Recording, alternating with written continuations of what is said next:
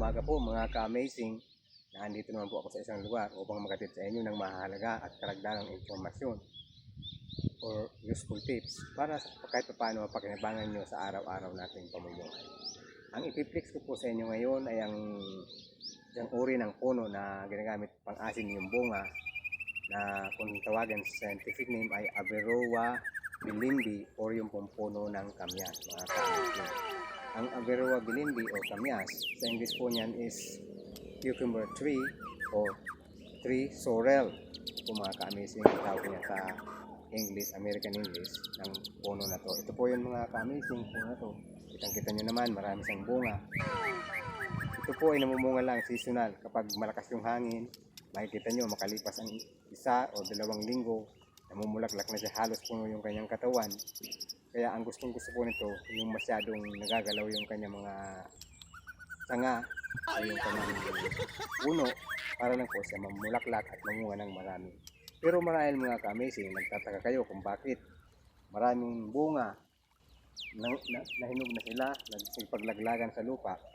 Subalit minsan wala kayo kahit isa na nakitang tumubo na bunga mga ka-amazing. Papakita ko sa inyo mamaya o bibigay ko sa inyo ang karagdagang impormasyon kung paano po tayo makapagpatubo ng buto ng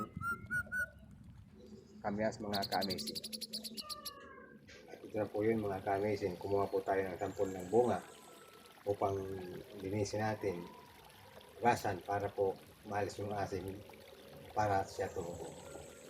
Ito yun mga ka-amazing. Ano po? Siyempre, tubig.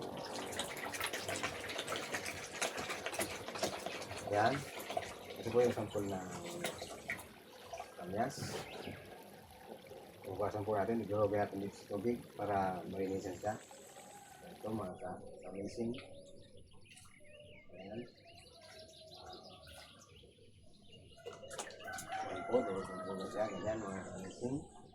Ayan. Ayan po.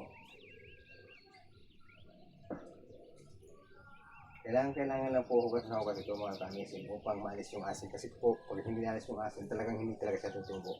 Ito po yung sample ng buto niya mga ka-amazing. Ayan o. Ayan po. Maliit lang siya. Pero talagang kailangan alisin yung asin para tumubo. At kapag nakakita kayo mga ka-amazing na lumilitaw na buto ng kamyas, siya po ay maaaring hindi tumubo dahil magaan. Ang maaari lang tumubo ay yung lubog sa tubig. Yun po ay talagang mabigat siya. Talagang may pagkakataon o talagang tutubo siya mga ka-amazing. At ito na po mga ka-amazing. Nakuha ko na yung buto ng kamyas. Ito po, ayan yung buto ng kamyas. Kailangan lang po talagang 2 o 3 beses mo silang hugasan para maalis yung asin. Yun po kayong dahilan, yung asin kung bakit hindi sila nabubuhay o hindi sila tumutubo. So that's all.